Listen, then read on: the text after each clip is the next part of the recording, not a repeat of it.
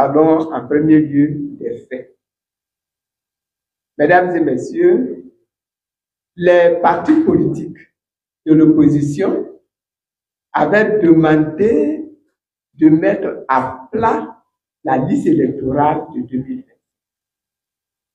Cette requête a été ignorée par l'organe en charge des élections en dépit des dispositions de l'article 2 de la loi 2019-708 du 5 août 2019 portant organisation et attribution de la CEI et notamment de l'article 6 de l'ordonnance 2020-356 du 8 avril 2020 portant révision du code électoral qui stipule que la liste électorale est tenue à jour annuellement par la commission chargée des élections pour tenir compte des mutations intervenues dans le corps électoral. La CEI a convoqué le lundi 17 mars 2025 une rencontre avec les partis, les groupements politiques et les organisations de la société civile à son siège. Les représentants de la CAP Côte d'Ivoire, ceux de plusieurs autres formations politiques, ainsi que des organisations de la société civile, se sont rendus à cette rencontre, espérant saisir l'opportunité qu'elle pouvait offrir pour échanger avec le président de la CEI. Ils ont, à leur arrivée, été surpris de constater un impressionnant dispositif de policiers avec plusieurs cargos à l'intérieur du siège et sur un important périmètre même autour du bâtiment. Il est évident que cette disposition crée un climat de belligérance et indique clairement que l'opposition et les organisations de la société civile ne sont pas perçus comme des partenaires, mais surtout et plutôt des adversaires, et même comme une menace. Alors que la plupart d'entre elles, notamment les représentants de la CAP Côte d'Ivoire, souhaitaient simplement engager un dialogue constructif avec le président de la CEI et recevoir la liste électorale provisoire. Ce sentiment a été confirmé par la suite lors de la prise de parole du président de la CEI qui a violemment critiqué les partis politiques de l'opposition. Il n'a laissé aucune possibilité d'échange avec les partis et groupements politiques et les organisations de la société civile. La rencontre, ce jour-là, s'est donc faite de façon unilatérale et s'est achevée par la remise des supports numériques de la liste électorale provisoire. Passons maintenant à l'analyse des faits. Mesdames et messieurs, nous retiendrons essentiellement trois faits. Premièrement, la liste électorale elle-même. Au regard de l'environnement et du déroulé de la rencontre du lundi 17 mars 2025, ainsi que de la posture de refus systématique de la CEI de faire droit aux requêtes, qui sont pourtant conformes aux dispositions légales en vigueur, requête de l'opposition et de la société civile, nous pouvons dire que la volonté de cette institution est de faire un passage en force pour organiser le scrutin d'octobre 2025 sur des bases non consensuelles. L'utilisation disproportionnée de forces de l'ordre dans le cadre de la rencontre du lundi 17 mars 2025, alors qu'il n'y avait aucune insurrection en vue, résulte de la volonté de la CEI de créer un environnement et un climat de tension en indiquant d'ores et déjà son intention d'intimider les acteurs. Il importe de souligner que la liste électorale provisoire reçue a été établie sur la base de la révision de 2024. Cette liste était déjà non consensuelle, ne prend donc pas en compte les mutations qui sont survenues dans le corps électoral en 2025, c'est-à-dire qu'elle exclut tous les Ivoiriens arrivés en âge de voter, n'est-ce pas, dès janvier 2025. L'analyse de la liste électorale a montré que de nombreux électeurs n'ont pas une identité complète. Vous l'avez vu tout à l'heure. De nombreux électeurs n'ont pas une identité complète, notamment au niveau de leur nom de famille, de leur prénom, de leur date et lieu de naissance, ainsi que de leur filiation.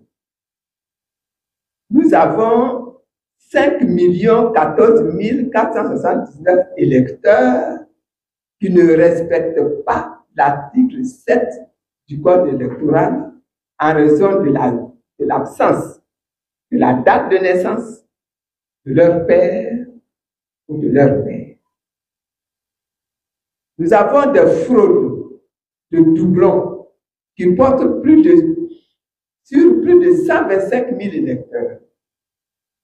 Le manque de crédibilité et de fiabilité du système informatique de la CEI est criard, allant jusqu'à enregistrer des électeurs qui sont plus âgés que leurs parents et des maternités biologiquement improbables. Une mère qui accouche à 4 ans, une mère qui accouche plus de 20 enfants en Côte d'Ivoire ici, je ne sais pas si vous en connaissez.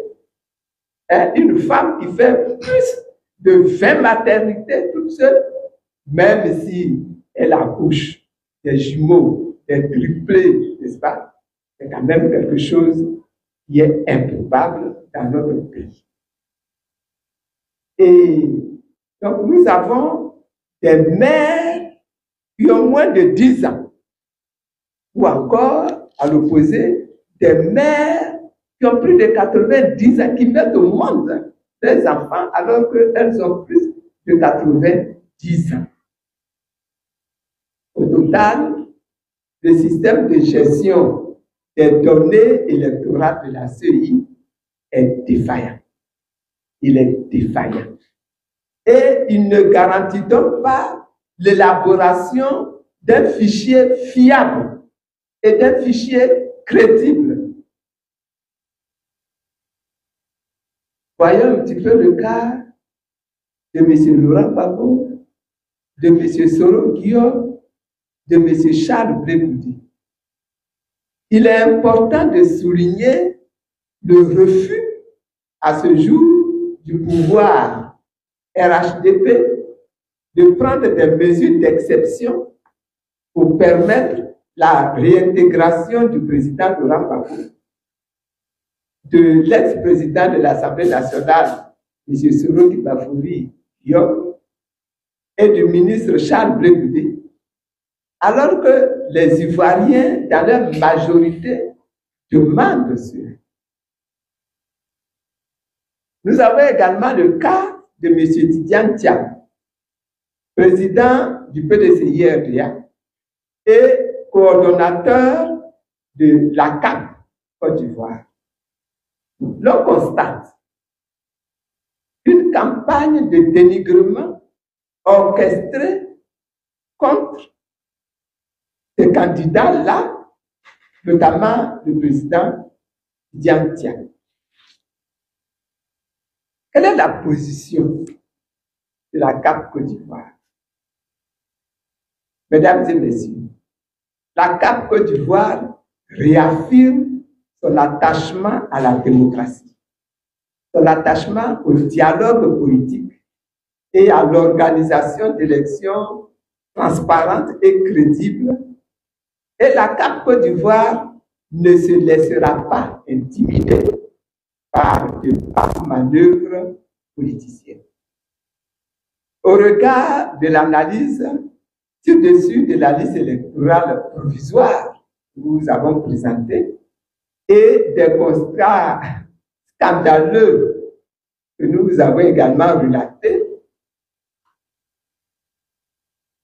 la CAP Côte d'Ivoire, premièrement, exige une réforme profonde de la CEI et même la création d'un nouvel organe en charge des élections.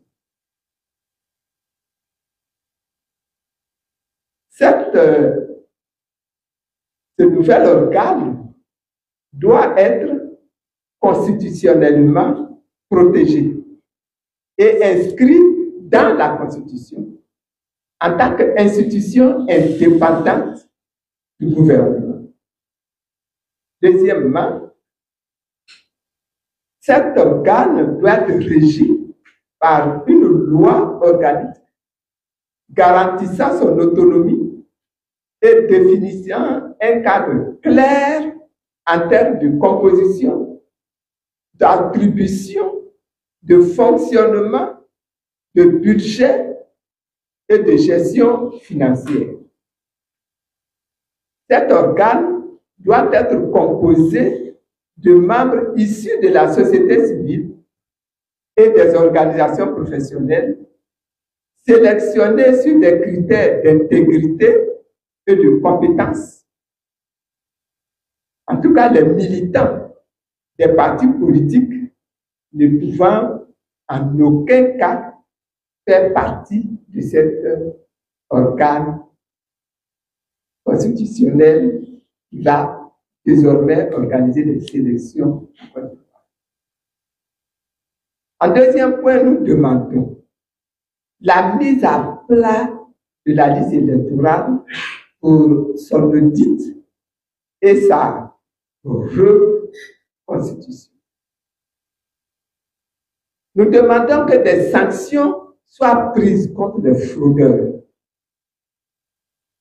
Nous demandons qu'une révision de la liste électorale là soit entreprise en 2025. Et nous demandons la convocation du dialogue politique entre le gouvernement, les partis politiques et les organisations de la société civile. La CAP Côte d'Ivoire exige la réintégration du président Laurent Gbagbo, de l'ex-président de l'Assemblée nationale, Soro Kibafori Guillaume, et du ministre Charles Blé Goudé sur la liste électorale. Elle s'oppose fermement à toute tentative d'éliminer Tidiane Thiam, coordonnateur de la conférence des présidents de la coalition pour l'alternance pacifique en Côte d'Ivoire, CAP Côte d'Ivoire, de la liste électorale sur laquelle il figure aujourd'hui. La CAP Côte d'Ivoire s'oppose fermement à toute candidature pour un 4e mandat du président de la République, M. Alassane Ouattara, ce qui serait anticonstitutionnel, tout comme le 3e mandat qu'il conduit était également anti-constitutionnel. La CAP Côte d'Ivoire exhorte le pouvoir RHDP et ses démembrements à créer un climat politique apaisé, condition indispensable pour garantir un scrutin sans tension en 2025. L'enjeu majeur de la présente position de la CAP Côte d'Ivoire est d'assurer à terme la victoire de la démocratie, la victoire de la justice, la victoire de la paix, avec une majorité écrasante en vue de permettre la reconstruction dans notre pays d'un état de droit, d'un état démocratique, avec des populations réconciliées et un état où il fait à nouveau convivre. Voilà la déclaration de la CAP Côte d'Ivoire faite à Abidjan le jeudi 3 avril 2025. Je vous remercie.